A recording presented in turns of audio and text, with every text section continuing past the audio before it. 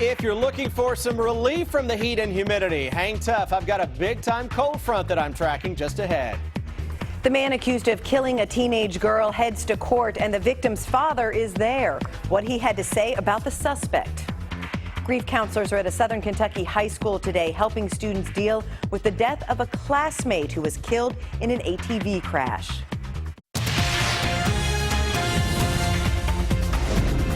This is WKYT News at 4.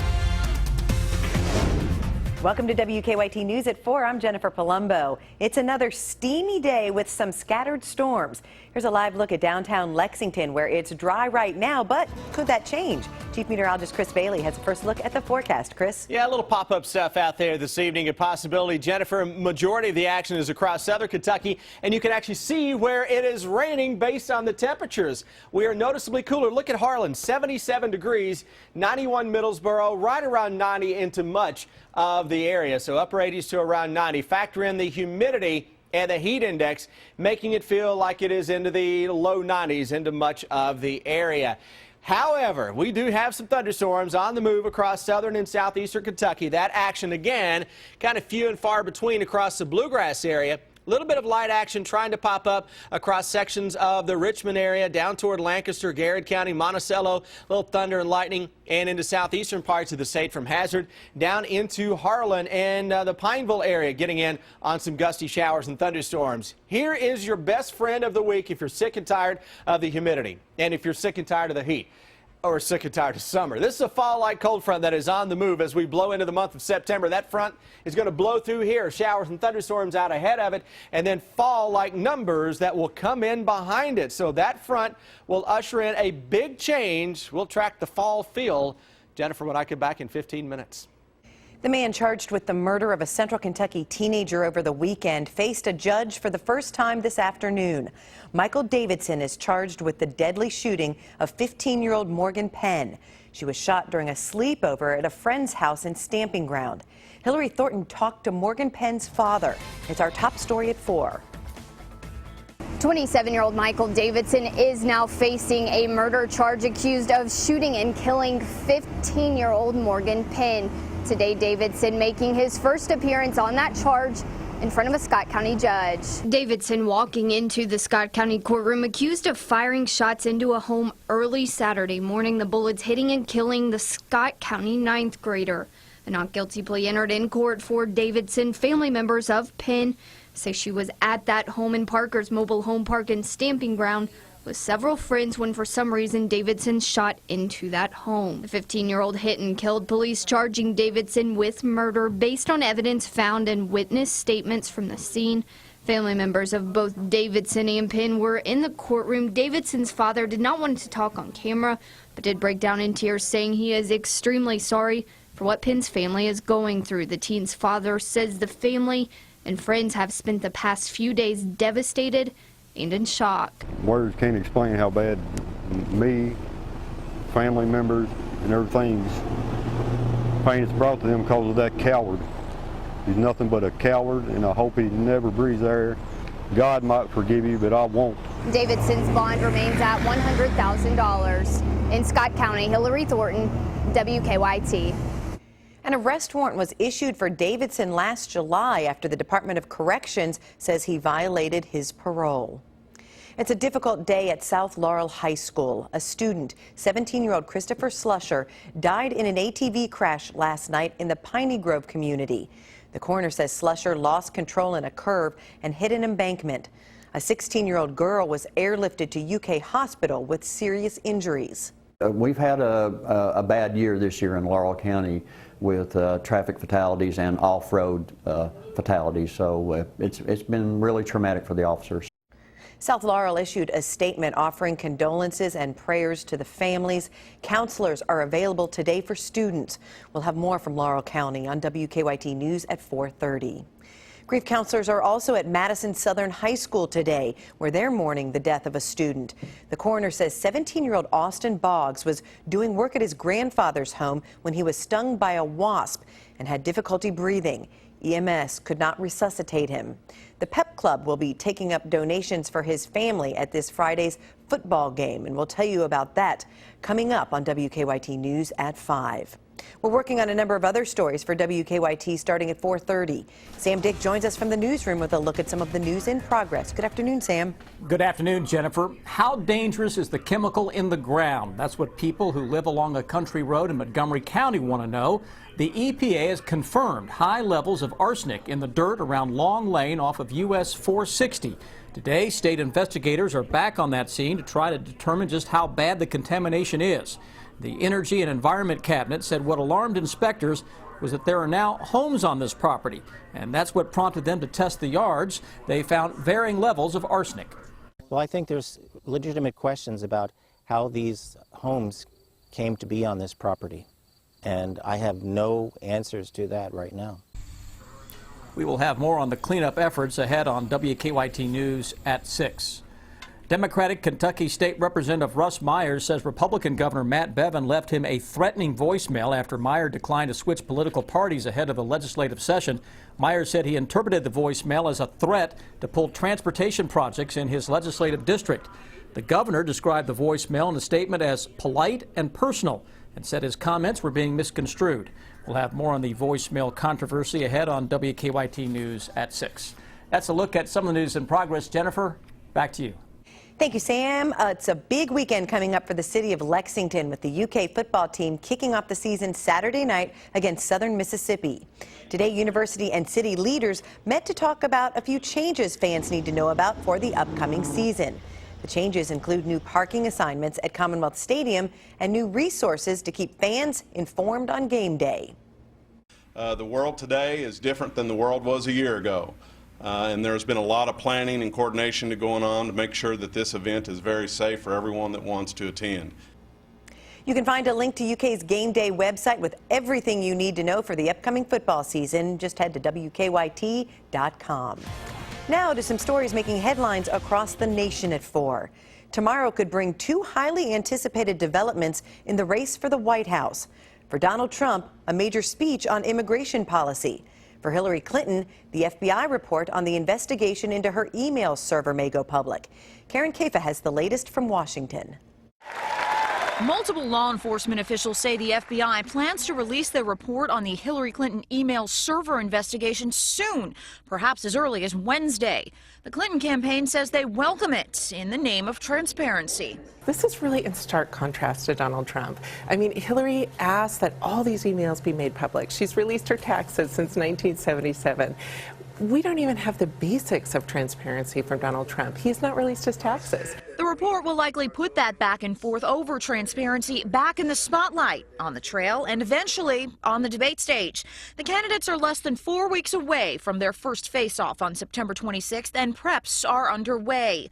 Aides say that Clinton is poring over briefing books while taking some time off the trail this week. Trump reportedly resistant to the usual practice of mock debates. Both have some things to work on. He's got to demonstrate temperament. He's got to demonstrate he's got some sort of a plan to deal with some of these issues that America faces. And he's got to be able to prosecute the case against Hillary Clinton. On the flip side for Hillary Clinton, it's really important for her to be able to demonstrate that she can be trustworthy. Trump is also preparing for an immigration speech in Phoenix on Wednesday after a hardline stance on the deportation of undocumented immigrants buoyed him through the Republican primaries. He appeared to soften that position in recent weeks, raising questions about where exactly his policies stand. In Washington, I'm Karen Kafa.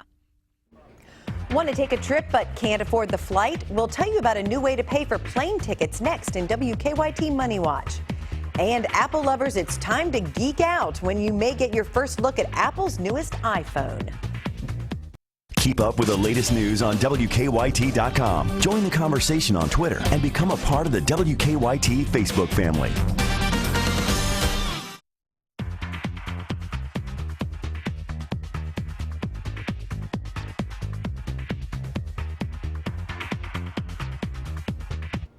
If you're dreaming of a vacation but don't have the cash, a travel website is giving you a new option. That begins today's WKYT Money Watch. CheapAir.com is teaming up with a finance company to offer purchase plans to cover airfare, so you can buy airline tickets and make monthly payments. The payment method is aimed at travelers who don't have a credit card or can't afford to pay the cost all at once. Buying a ticket does involve a credit check, which then determines the interest rate of 10 to 30%.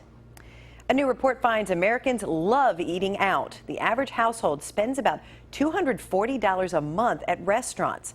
The U.S. Bureau of Labor Statistics shows prices at restaurants are also going up, likely because of pressure to pay employees higher wages. Coca-Cola is the first Fortune 500 company to replenish all the water it uses globally to make its products.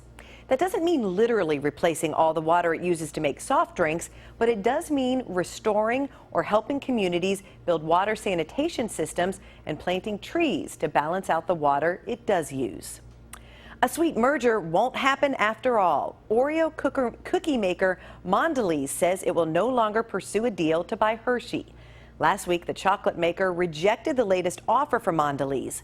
The merger would have created the world's largest candy company. Well, save the date, Apple fans. Apple is holding a product launch event next week when it's expected to reveal the next iPhone. Mary Maloney has details.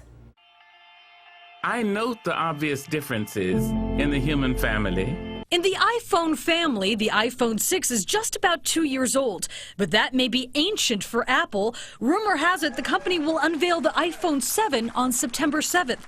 Here's the invitation. The normally secretive company has the tagline, "See you on the 7th," a not-so-subtle reference to what many believe will be the new iPhone 7. Some speculate the new iPhone will have an improved camera with a dual-lens system. Tech experts also predict the phone will be missing a headphone jack and will come in a new blue color option. The event probably won't only talk about the iPhone.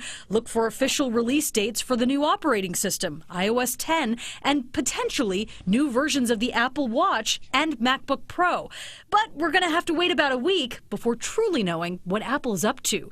For Consumer Watch, I'm Mary Maloney. I'm Deanne Stevens, out and about in the iHeartRadio Live Lounge today, hearing from American Idol winner Trent Harmon. That's when we return here on WKYT. Everybody waiting for the return of some cooler weather, and I've got it coming sooner rather than later. We're tracking a cold front on the other side of the break. Stay here. Now, your hour-by-hour forecast with Chief Meteorologist Chris Bailey. Steamy temperatures across central and eastern Kentucky again today. A lot of us topping out upper 80s to low 90s. That's where we are right now with a little mix of sun and clouds. And yeah, a few folks seeing some thunder and lightning. Southeastern Kentucky, Harlan 77. Got some rain nearby, 87 into the Jackson area. Throw the humidity into the mix. Stir it up. You got a heat index at 94. Right now for Lexington and Franklin. That may be a little warm. We go into southern and southeastern parts of the area. That's where the greatest instability is, and look what is happening. Similar to yesterday, the action is coming against the grain, so it's going from east to west. A couple of very light showers southeast of Lancaster, Garrett County, north of Mount Vernon, Berea. You can smell the rain in the distance. Get into Somerset, down to Burnside, on top of the Monticello area and Point South. Some gusty showers and thunderstorms there. Strongest thunderstorm is working its way out of northern Bell County. This is a slow mover, by the way. That is going to head into parts of Knox County over the next little bit. And additional showers and thunderstorms extending farther to the northeast into parts of Hyden, the Hazard area, and most of southeastern Kentucky with some good old-fashioned gully washers that are knocking the temperatures down. Here's a cold front to our northwest. That's the front we're going to track in here tomorrow. Thunderstorms out ahead of that. A few of those can be strong second half of tomorrow. This is the big story later this week into the start of the Labor Day weekend. Much better air. Get it in here. I'm tired of talking about steam and storms. Just 2-3 months of it now. Upper 80s tomorrow before thunderstorms blossom into the afternoon and evening, and some of those can be strong just ahead of our cold front that will really do a number on our temperatures. A few storms around tomorrow, Thursday. Now we're cooking into the afternoon. Great weather blowing in after a morning shower or thunderstorm. We're going to Friday. Feels much, much better. Early fall feel as we go into the start of that Labor Day weekend. Here we go with the hour-by-hour forecast. Through the evening, whatever's out there post-sunset will dissipate very quickly. Watch out for some fog tomorrow morning. A lot of upper 60s that will show up. Clouds will increase by 5 o'clock. Here we go, a little line of some showers and some thunderstorms working through here. That'll dissipate. And then a leftover shower early on Thursday. Look what happens behind that front. Thursday, 5 o'clock.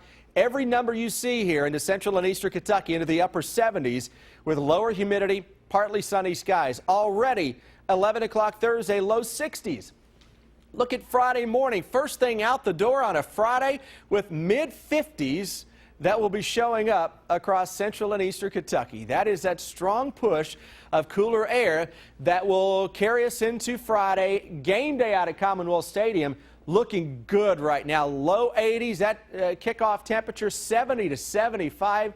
You may need a long sleeve t-shirt by the fourth quarter with low 60s that will show up by that time. Labor Day itself, mid and upper 80s, partly cloudy skies, looks dry. Let's check in now with Officer Don.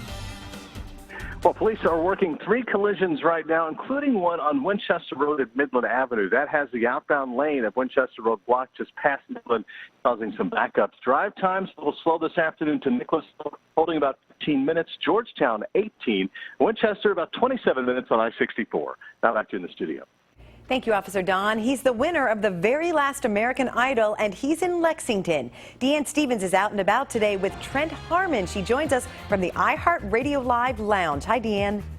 Hey, good afternoon, guys. We are here in the iHeartRadio Lounge where we are welcoming Trent Harmon here to the lounge. And Trent, the latest and the very last American Idol winner. I'm guessing your life has changed a little bit in the last, 6 months? A little bit. Yeah, just a lot of traveling, playing a lot of music, but that was the goal. Yeah, exactly. And are you exceeding your goals at this point? I mean, where do we go from here after winning American Idol? Right now, yes, ma'am. We have a single out called There's a Girl. You can pick it up on iTunes, and it's doing really well. It's being received really well at radio. For our first single ever from, kind of a nobody a year ago. What does an American Idol winner do at this point? Are you just traveling, touring, doing different radio stops? Radio tour. The relationship between country radio and the artist is different to any other genre. So you have to go out and show the folks that run these radio stations that you're a legit artist. It wasn't TV trickery or TV magic. That you really can't sing, right? That's really it. It's like, hey, all we saw was a TV. Can you really sing? And so that's what you do. But I don't mind it. Did you have a favorite judge on American Idol? You're afraid to say now. It's okay because you've already won. Yeah. Who cares? Well, you know what? I liked each of them differently for different reasons. Yeah. And I think that probably Harry Connick Jr. gave the best advice. Okay. And is it advice you're still using? Yes. Yeah. Okay. Yeah. It just very simple things. He would just say, hey, of course you can sing it well. Don't forget to practice singing in time. Gotcha. And he would say, just practice all the time, singing in time, and everything else will come. And, that's good advice. Well, we're going to let you practice for our audience. Coming up here at 4:50, we're going to hear from Trent Harmon, his new single, There's a Girl. That's coming up here in just a bit. I'm Deanne Stevens, out and about. Back to you guys. Thanks, Deanne. We're looking forward to it. Most surgeries are scheduled for early in the morning. Find out why next on WKYT News at 4. And when it comes to praise or treats, which do dogs prefer? What one study finds next in Better Living. Tonight's Mega Millions jackpot is $84 million, and tomorrow's Powerball jackpot is $154 million. It's time for Better Living, health, education, and consumer news that impacts your life. A new study finds that when you have surgery could mean the difference between life or death. The study suggests patients who are operated on at night are twice as likely to die as those undergoing the same surgery during regular business hours. That's according to researchers in Canada. Doctors looked at surgical data gathered over a 5-year period and found even people who had surgeries late in the day had a higher mortality risk. Scientists at the University of California, San Diego School of Medicine say they have identified a key chemical characteristic in the blood of chronic fatigue syndrome patients, similar to a state of hibernation. Researchers hope the new discovery will eventually lead to faster, more accurate diagnoses and therapies. A dog would rather get praise from its human parent than get a treat. Emory University researchers analyzed 15 dogs using an MRI to scan their brains when the dogs were awake and unrestrained. Study authors say of the 13 dogs that completed the study, most preferred praise from their owners over food. Just 2 of the dogs showed a strong preference for treats. New data indicates some radiologists can detect breast cancer in the blink of an eye. Radiologists shown mammograms for even just half a second could identify abnormal mammograms at better than chance levels. Now let's head over to Chris. It's another steamy day in the bluegrass. It is. Humidity levels are down a little bit today compared to the past few days, and that is a trend that's really going to settle in later this week into the coming Labor Day weekend. Got to love the timing of a cold front. Right now, upper 80s to low 90s, depending on exactly where you are. You look at that Jackson cam, and you can actually see a little thunderstorm there in the distance. That's high top down at the airport at the National Weather Service in Jackson, so they've got a heck of a view of some thunderstorms off to the south, and you're seeing a few of those working against the grain again today, coming from east to west. Majority of the action, though, is across the southern tier of counties, and that's a trend that should carry us through the rest of the evening. We'll come back in just a few minutes and talk about this big-time cold front as we break down the holiday weekend forecast on WKYT News at 4:30. That starts right now.